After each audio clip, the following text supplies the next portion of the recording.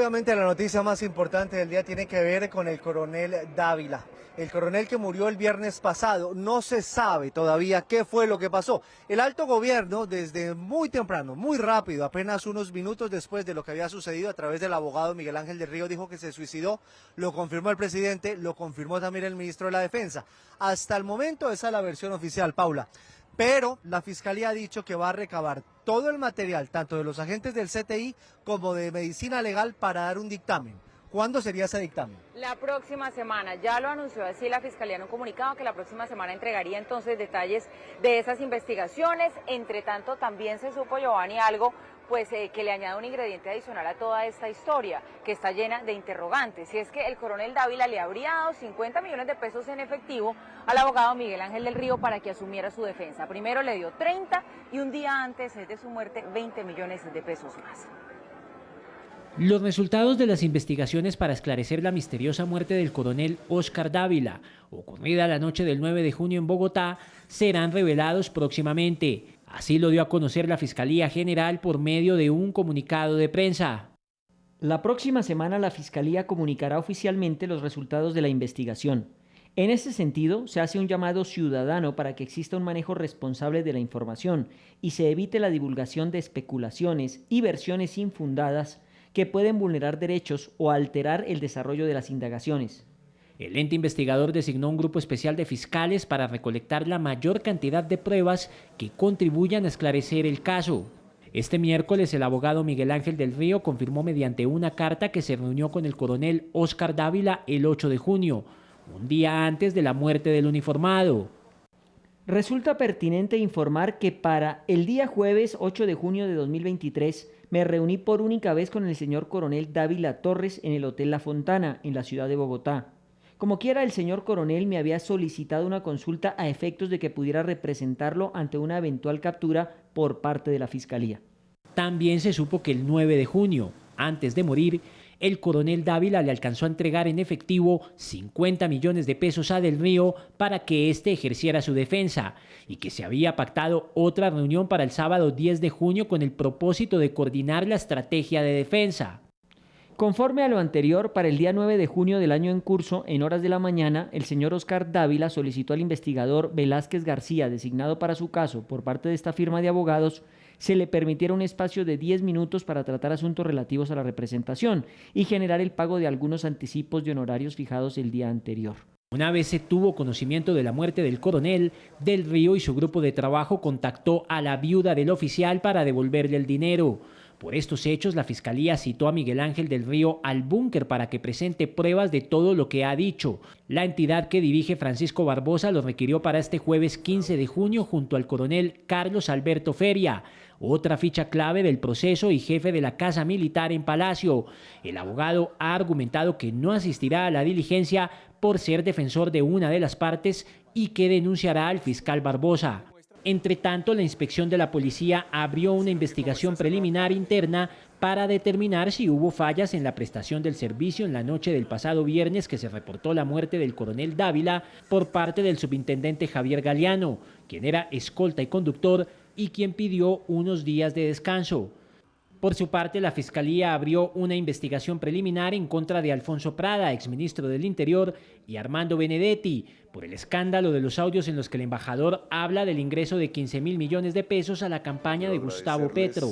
La investigación estará a cargo del fiscal Gabriel Jaimes. La otra noticia del día tiene que ver con una captura del ex subdirector de la Unidad Nacional de Protección, él se llama Ronald Rodríguez. La historia es la siguiente: la Fiscalía General de la Nación lo capturó por una presunta relación de él con bandas delincuenciales como La Terraza y la Oficina de Envigado, nada más y nada menos. Hay que recordar que el 10 de diciembre del año pasado fue decomisado el vehículo que había sido asignado al subdirector de la ONP, a Ronald Rodríguez, con un cargamento de cocaína. Está la historia y hoy se dio la captura. La otra noticia está en Arauca y está con un secuestro bastante delicado que se presentó allá en Arauca de la esposa de un soldado. Además llama mucho la atención porque se produce esta noticia, bueno, y este secuestro después de que hace muy poquitos días se hubiese anunciado un cese al fuego con el ELN. Desde el ejército están responsabilizando al ELN por este secuestro, como usted bien lo decía, Giovanni, de la esposa de un militar. Esto es lo que se sabe. Pese a que el pasado 9 de junio se pactó el inicio del cese al fuego bilateral nacional entre el gobierno y el Ejército de Liberación Nacional y que entraría en vigencia a partir del 3 de agosto de este año, en las últimas horas el comando de la 8ª División del Ejército informó que integrantes de este grupo armado organizado habrían secuestrado a 2 personas, la esposa de uno de sus militares de la Fuerza de Tarea Quirón y a un conductor civil de transporte público, quienes se desplazaban en la vía que de Saravena conduce a Arauquita, en el departamento de Arauca. Según el comunicado del Ejército Nacional, este crimen de lesa humanidad ocurrió en la tarde del 13 de junio, cuando Jennifer Arboleda Millán, la esposa del militar, se movilizaba en un vehículo público. El Ejército responsabiliza a los secuestradores del Frente de Guerra Oriental del ELN la vida e integridad física de la señora y del conductor del vehículo. Fuentes cercanas al ejército revelaron que Jennifer Arboleda, de 28 años, habría viajado al municipio de Arauquita a llevarle una encomienda a su pareja, pero a su regreso habría sido interceptada por guerrilleros del ELN. Tras los hechos, que aún son materia de investigación, el ejército rechazó categóricamente el secuestro de ambas personas e informaron que una vez obtuvieron conocimiento del crimen, de manera inmediata dieron aviso a las autoridades competentes y en un trabajo interinstitucional se encuentran adelantando las acciones respectivas para la liberación de los secuestrados. De igual forma, se instaurarán las denuncias ante los organismos nacionales e internacionales por este crimen. Asimismo, el Ejército Nacional informó que realiza acompañamiento psicosocial al militar y a su familia, activando el protocolo debido por parte del Centro de Familia. Bueno, Giovanni, pero hay que decir que todo este escándalo que hoy envuelve al gobierno colombiano pues trasciende fronteras. Colombia, como socio estratégico siempre de la región para los Estados Unidos, en este caso no pasa desapercibido y no es la excepción. Usted tuvo una conversación muy interesante en horas de la tarde con Rick Scott. Estamos hablando de este senador republicano por el estado de la Florida. Hablaron de este tema, de lo que está pasando en Colombia. Sí, porque es muy importante para los Estados Unidos lo que pasa en Colombia. Y sí, están siguiendo segundo a segundo lo que está pasando en Colombia con este caso de los audios de Armando Benedetti, lo que se ha conocido, las denuncias, la muerte del coronel. En los Estados Unidos se están tomando muy en serio estas investigaciones. Con la ayuda de nuestra editora internacional, Ana María Rodríguez, pues buscamos a Rick Scott y hoy pudimos hablar con él. Hicimos un break en medio de la conferencia bancaria y él nos contó lo siguiente: la percepción que hay en este momento en el Congreso de los Estados Unidos sobre lo que pasa en Colombia. Y más aún, ¿qué pasaría ante un eventual gobierno republicano? Esta es la entrevista. Hi, Senator. It's a pleasure. How are you? Very good. How are you doing? Thank you, Senator. Senator, how do you see in the American Congress? Senador, ¿cómo están leyendo en el Congreso de los Estados Unidos el escándalo por las declaraciones del embajador Armando Benedetti y los presuntos ingresos no reportados a la campaña? Well, estoy muy preocupado por el futuro de la democracia y la estabilidad en Colombia y en la región. Todos, incluyendo a Petro, es muy importante, deben ser transparentes sobre los fondos que usaron por la campaña política presidencial. No podemos confiar en el gobierno de Perú, en nada de lo que haga con Venezuela o en la región. Es muy importante, transparente. Senator, the Colombian prosecution advanced in the investigation. La Fiscalía avanza en las investigaciones. Sin embargo, hay muchas versiones que no descartan que Venezuela esté involucrada en el caso. Si eso se comprueba, ¿cuál sería la postura de los Estados Unidos? Is the posture of the United States? Well, es verdad. Gustavo Petro es un socialista de extrema izquierda. And so I think it'll be important to Congress that we understand that this election wasn't stolen. The election, it wasn't funded by Maduro. It wasn't funded by the drug cartel. So I think if Petro wants to continue to have a relationship with the U.S. Congress, he's going to have to come clean and tell us exactly what happened here. Senator, how do you rate Biden?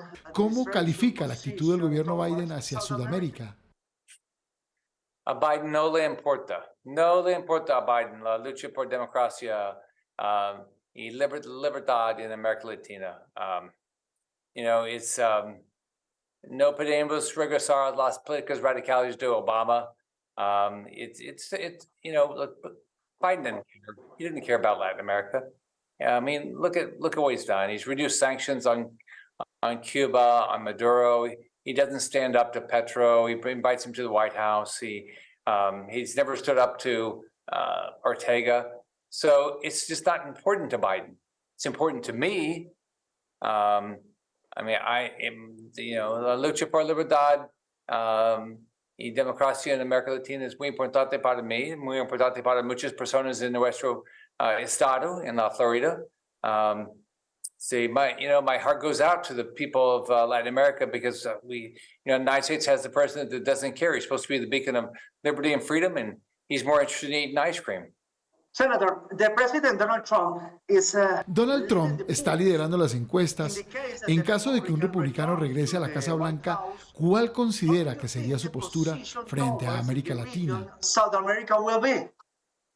I think if there's a Republican president, and as you know, right now Donald Trump is leading the polls, I think I'm going to do everything I can to make sure that the next Republican president focuses on the relationship with the people of Cuba, the people of Colombia, the people of Venezuela and Nicaragua.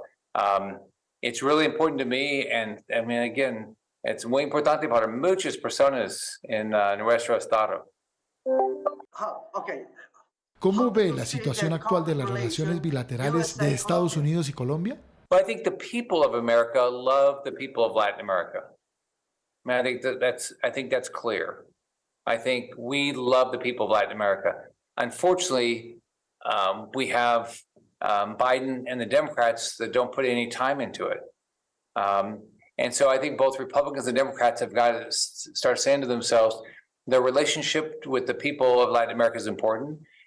We want them to have the same opportunity. If you want national security for the United States, you want national security for all of Latin America, because any problems, the success of the drug cartels, the narco terrorists, all that does is bring instability to the United States.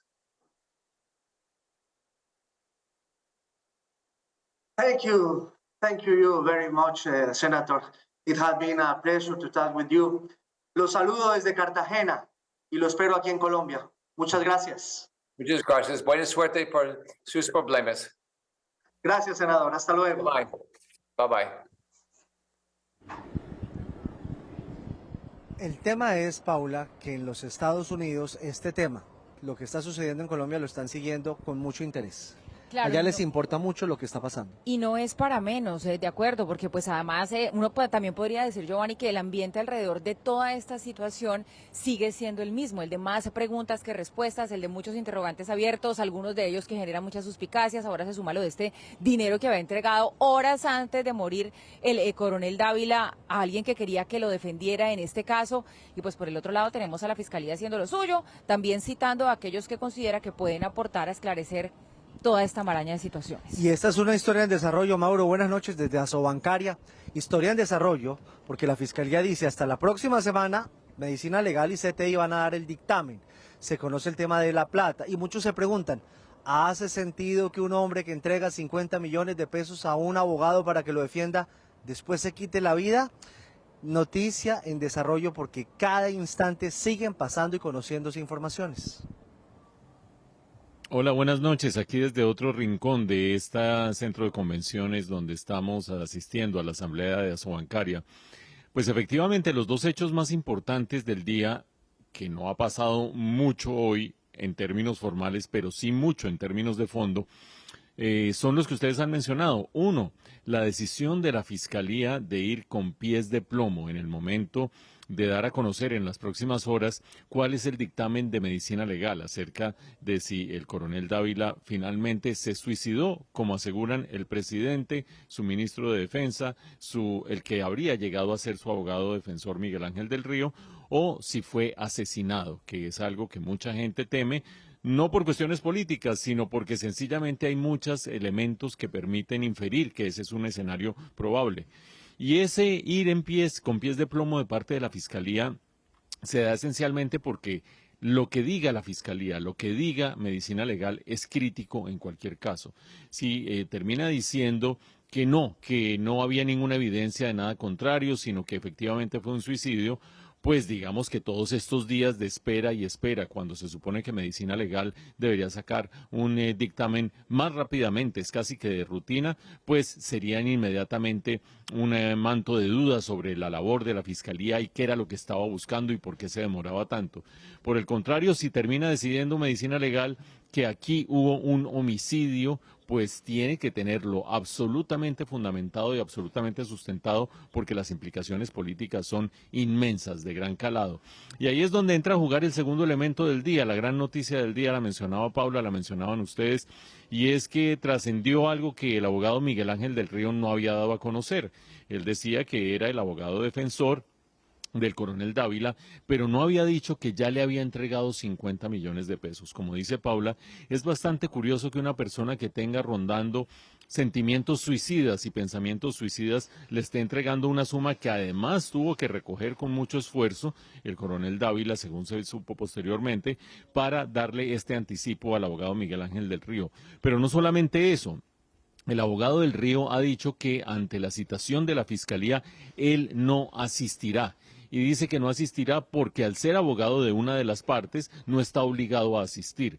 Sin embargo, si se cayó ese acuerdo con alguna de las partes porque la plata fue devuelta, porque nunca se formalizó su contratación como abogado de una de las partes, pues creo que tendrá que asistir, según dicen los especialistas, a estas citaciones de la Fiscalía. Por lo tanto, hay muchísimo en juego en este momento, en términos políticos, en términos judiciales, y habrá que terminar viendo qué va sucediendo en las próximas horas. En la superficie parece que no pasa mucho, en el fondo pasan muchas cosas. Pues sí, están pasando muchas cosas en el fondo y se están dando informaciones. Bueno, es muy positivo además que la Fiscalía ya diga, mira, la otra semana vamos a contarle al país qué fue lo que pasó, sobre todo para evitar tanta especulación que se está dando, que es tal vez muchos interrogantes naturales que surgen de distintos sectores de la sociedad que se están preguntando. Una de las noticias del día es el avance de la reforma laboral en el Congreso de la República. Hoy en la Comisión Séptima se aprobó en primer debate con 8 votos a favor y 3 en contra esta reforma del gobierno, la reforma pensional que busca el presidente Gustavo Petro sacar adelante. Lo impresionante de esto fue que pasó gracias al apoyo del partido de la U y de 2 senadoras de los movimientos cristianos. Uno es el partido Colombia Justa Libres y el otro es el movimiento Mira. Sin mayores cambios, fue aprobado en primer debate el proyecto que busca dar un revolcón al sistema pensional. La columna vertebral de la iniciativa se mantiene, el sistema de 4 pilares: solidario, semicontributivo, contributivo y ahorro voluntario. Una arquitectura de pilares, un pilar solidario que permite que mujeres de 60 años y hombres de 65 que estén en la extrema pobreza, en el CISBEN A1, C3, puedan tener 223.000 pesos mensuales. Aquí hay justicia social. Además, quedó uno de los inamovibles del gobierno. El umbral de cotización a Colpensiones será hasta los 3 salarios mínimos. A partir de los 4 salarios mínimos estarán los fondos acompañando este ahorro pensional. Y bueno, blindamos el artículo 24, que es el fondo de ahorro del pilar contributivo, que es donde va a estar la plata de todos los cotizantes del sistema. Lo blindamos con una junta directiva técnica, lo blindamos con procesos y procedimientos en el mercado de capitales. Uno de los artículos en los que se dio el gobierno fue en el del régimen de transición, que estaba en 1000 semanas para mujeres y hombres. Y hoy tuvimos un muy buen logro. La transición, 750 semanas para las mujeres, algo que de verdad no creíamos que pudiéramos alcanzar, y 900 semanas para los hombres. Respecto del artículo de transición, va a haber una mesa técnica para llegar con una propuesta más fortalecida, con una propuesta mucho más analizada a la plenaria del Senado de la República. El gobierno logró armar mayorías gracias al apoyo de las congresistas cristianas Ana Paola Agudelo de Mira y Lorena Ríos de Colombia Justa Libres. Sus votos les cayeron como del cielo. Reitero decirles que si esto realmente no se mejora con la diferencia de edad, la bancada del partido Mira tendrá que apartarse de la discusión de este proyecto en la plenaria. Y no quisiéramos, porque yo reitero, es un proyecto muy importante para el país, pese a que en las redes sociales digan que aquí estamos haciendo quórum, como si fuera pecado venir a hacer quórum. Qué pena, es que acá nosotros tenemos una norma y una ley. Por este apoyo, la senadora Ríos fue criticada duramente por algunos militantes de su partido. Un gobierno que pretende ser absolutista, y es mejor ahora, ya de inmediato, decirle no a ese tipo de gobierno a través de una oposición seria y debidamente argumentada. Así lo he pedido desde el inicio de este gobierno, y espero que hoy podamos unirnos todos en Colombia Justa Libres y decirle a Gustavo Petro: no cuente con nosotros para este gobierno absolutista que pretende desarrollar. La congresista de la U también respondió a los cuestionamientos por su apoyo a la reforma. Tenemos que decirle a estas personas que el partido de la U hizo un comunicado donde de manera respetuosa le sugerimos al presidente, de acorde al momento que está viviendo el país, dar un compás de espera para estudiar las reformas, pero jamás le pedimos que la retirara. Hoy hemos actuado con responsabilidad con Colombia, con responsabilidad con los adultos. Se espera incluir para segundo debate la sentencia de la Corte Constitucional que estableció que las mujeres se pensionarán con 1000 semanas de cotización. Ahora, por falta de quórum en la Cámara de Representantes, precisamente en la Comisión Séptima, se aplazó el debate de la reforma laboral. No se presentaron representantes de los partidos de la U, los liberales, Cambio Radical y el Centro Democrático. La sesión programada para las 7 de la mañana en la Comisión Séptima de la Cámara de Representantes se aplazó por falta de quórum.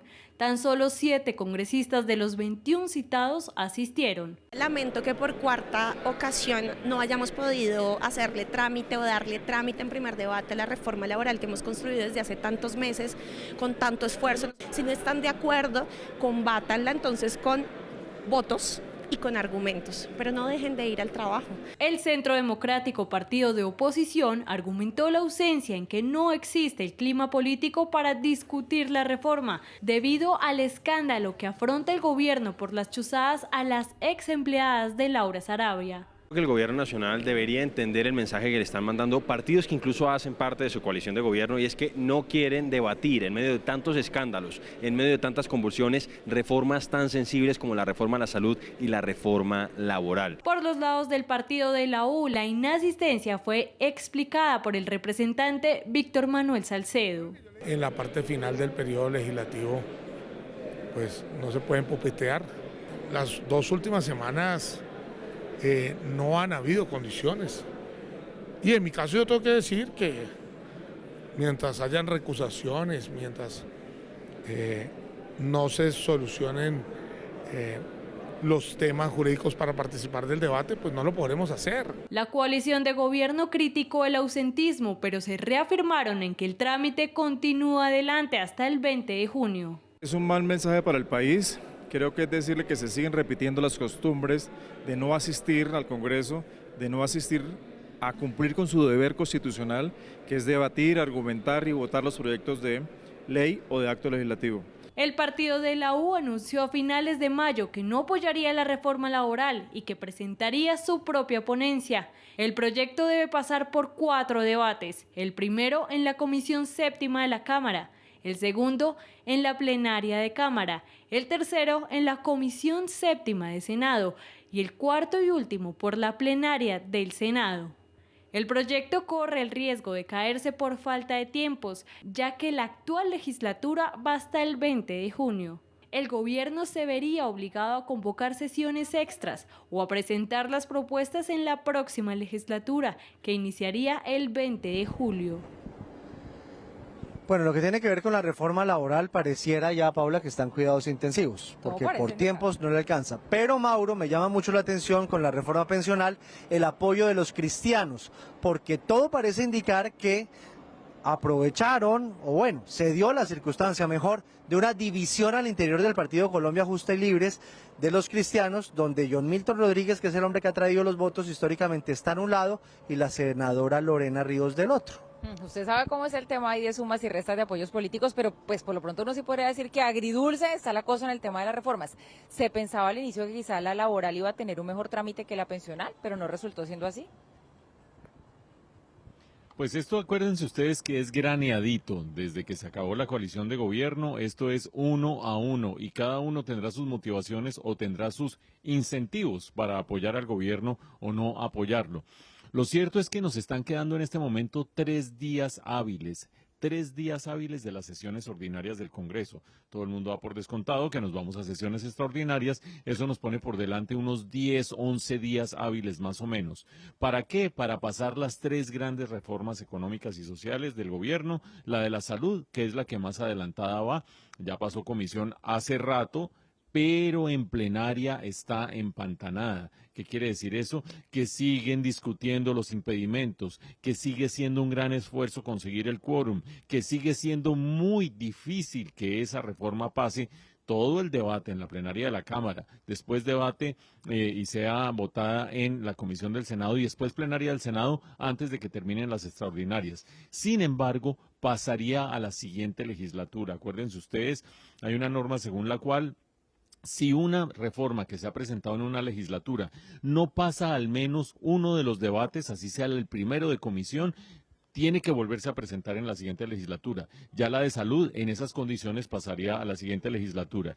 Y de las 2 reformas adicionales que tenemos en este momento en el horno, una de ellas, la laboral, y otra, la pensional, la que más avanza en este momento, sorprendentemente, es efectivamente la reforma pensional. Ustedes han visto que eso va pasando como sobre rieles, todavía falta un poquito, falta el 10% más o menos del articulado para que pase en comisión y se salve en la legislatura. Y eso quiere decir sencillamente que las sensibilidades más grandes en reforma pensional están en generaciones ulteriores. Como lo dijo alguien por allí, los que van a pagar esa reforma pensional de su bolsillo con sus impuestos no han nacido todavía y eso hace que todo el mundo esté relativamente tranquilo. La laboral, vean ustedes, no arranca y no arranca y no arranca. Y dicen los que saben que la principal razón es porque ni siquiera dentro del gobierno están totalmente convencidos los miembros del gabinete de que sea una reforma conveniente para el país en medio de una desaceleración económica.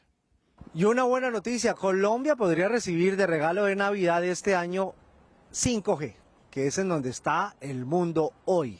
Lo anunció el ministro TIC aquí en Cartagena, la fecha de la subasta para 5G. El ministro de las TIC, Mauricio Liscano, dijo que para masificar la cobertura de Internet y cerrar la brecha digital, se estableció un cronograma para realizar la subasta de 5G antes de que termine este año. El mensaje al país es que este año, antes de finalizar el año, tendremos adjudicado el espectro. Esperemos que eso sea de interés para todo el sector que participe. Pero la entrega de esta subasta no será la única, irá acompañada de otras bandas que son necesarias para integrar más al país y dar el paso adelante que Colombia necesita si lo que se busca es llegar al 85% de la población. La subasta que vamos a hacer y que va a estar hecha al mismo tiempo va a ser una subasta multibanda. O sea, no solamente va a estar 5G, sino que van a estar algunos remanentes del espectro y eso va a ser todo, digamos, al mismo tiempo. Al intervenir en el Congreso de Andesco, dijo que en América Latina ya hay 6 países que tienen 5G y según el ministro de las TIC, ahora Colombia debe dar ese paso. No tendría sentido por qué Colombia no pueda tener esta tecnología que va a ayudar, y ustedes lo saben, enormemente a la industria, a la minería, a los puertos, a la conectividad, mayor calidad. El Ministerio hoy tiene 2 billones más o menos de presupuesto y presentamos al Congreso el presupuesto del otro año 2.7 billones, vamos a tener un incremento de 700.000 millones en presupuesto general de la nación. Para hacerlo se conformaron varios comités, como los de infraestructura, el técnico o el estructurador, que viene de fuera del país y que tienen la tarea de sacar adelante la subasta. Va a tener una especie de junta directiva, donde por supuesto está el viceministro de la Conectividad, Gabriel Jurado, el consejero para la transformación digital Saúl Catar y el asesor técnico Sergio Sotomayor. El comité técnico está liderado por el viceministro de Conectividad, obviamente por Sergio Sotomayor, por Julián Gómez, por Juan Manuel Roldán, por Jason Loaiza y Lucas Quevedo. Decidimos traer un equipo estratego que va a ser realmente el equipo estructurador de la subasta. Con esos equipos se elaboró un cronograma que tendrá la subasta que fija unos tiempos para adelantar el proceso. El 17 de octubre ya hacemos la publicación de la resolución definitiva. El 10 de noviembre tendremos la presentación de solicitudes por parte de los interesados. El 8 de diciembre tendremos el cumplimiento de los requisitos para participar en la subasta, incluido la garantía de seriedad de la oferta. El 20 de diciembre tendremos ya la subasta. El ministro de las TIC insistió en que esta es una decisión y que nada hará que se detenga la subasta que busca colocar al país en un lugar destacado con la mayor cantidad de población conectada. La otra noticia se las contábamos anoche, cerrando nuestra emisión de noticias, y hoy se la ampliamos. Vía tutela, la Corte dice que el aborto no es un derecho fundamental. Eso no quiere decir que se despenalice ni que se haya echado para atrás lo que ya se que se penalice, perdón, ni que se haya echado para atrás lo que ya se ha ganado. Simplemente no lo consideran un derecho fundamental. ¿Sabe que es importante esa aclaración que usted hace? Porque justamente este pronunciamiento de la Corte lo que ha hecho es generar una confusión. La gente dice, pero ¿cómo así? ¿Al fin sí o al fin no? Bueno, lo cierto es que la Sala Cuarta de Decisión de la Corte lo que ha hecho también aquí un poquito es botarle otra vez esa pelota al Congreso y decirle, mire, aquí hay un vacío sobre el cual ustedes, señores congresistas, deberían legislar. Confusión ha generado un fallo de tutela de la Corte Constitucional que precisó que el aborto hasta el 6º mes de gestación no se considera un derecho fundamental. El aborto no es ni ha sido un derecho fundamental. Lo que se protegen son los derechos reproductivos de la mujer, su derecho a la salud. Y en este caso reciente estaban involucrados los derechos de una persona perteneciente a una comunidad étnica. Derechos que se pusieron en tensión y que debían ser sopesados. Constitucionalistas advierten que esto no significa que el alto tribunal haya cambiado su decisión de despenalizar el aborto hasta la semana 24. La sentencia T-158-2023 es problemática, pues entra en contradicción con otras sentencias de la misma Corte que garantiza el acceso al aborto. Lo grave es que se pueda utilizar para impedir y obstaculizar la interrupción voluntaria del embarazo, que justamente es lo que censuró la sentencia C-055 de 2022. Vale la pena que la Corte aclare esta sentencia. No obstante, la bancada provida del Congreso celebró este fallo del alto tribunal. Esto es una victoria para todos nosotros los que defendemos la vida, desde la concepción hasta la muerte natural. Y da mucha esperanza a todos los colombianos que han sido asesinados en el vientre de sus madres, a millones de colombianos que han perdido la vida violándole este derecho fundamental. Entre tanto, organizaciones pro aborto tienen otra lectura de la decisión. Hay que decir que en Colombia existe el derecho fundamental a la salud. Y este derecho contempla los servicios de salud sexual y salud reproductiva, de manera que incluye también el acceso sin barreras al aborto seguro. Sin embargo, desde Causa Justa reconocemos que este fallo de tutela es un fallo problemático y por lo mismo hemos solicitado la nulidad de oficio. Cabe recordar que la Corte ha instado al Congreso a legislar sobre la interrupción voluntaria del embarazo. Efectivamente, un fallo problemático, un fallo que arroja oscuridad sobre un ámbito en el que creíamos que había claridad desde el punto de vista constitucional por la sentencia de la Corte del año pasado, la del año 2022, que decía esencialmente que hasta las 24 semanas de embarazo estaba despenalizado el aborto en cualquier caso, sin ningún tipo de pretexto, sin ningún tipo de causalidad, y sin embargo de la semana 24 en adelante se seguían aplicando los 3 casos que ya conocemos en los cuales se podía incurrir en el aborto. Y estamos hablando sencillamente del caso en el que puede haber malformación del feto, el caso en el que peligra la vida de la madre o el caso en el que el embarazo ha sido producto de un abuso sexual. Hasta las 24 sin problema y de las 24 bajo esas 3 causales. Pues vean ustedes el enredo que se armó a partir de ayer, porque la misma Corte Constitucional dice: no es un derecho, el derecho al aborto, no es un derecho fundamental. y por lo tanto el sistema de salud no está obligado, el sistema de salud público no está obligado a atender un caso y una solicitud de aborto indiscriminadamente de quién y bajo qué condiciones lo termine solicitando. Eso quiere decir, por lo tanto, que empieza a cojear la sentencia del año pasado, porque ¿qué saca uno diciendo hasta la semana 24 está despenalizado si el sistema de salud no le va a ofrecer esa clase de servicio? Y esa zona gris, dice la Corte en su sentencia del día de ayer, se produce porque el Congreso no ha legislado con absoluta claridad.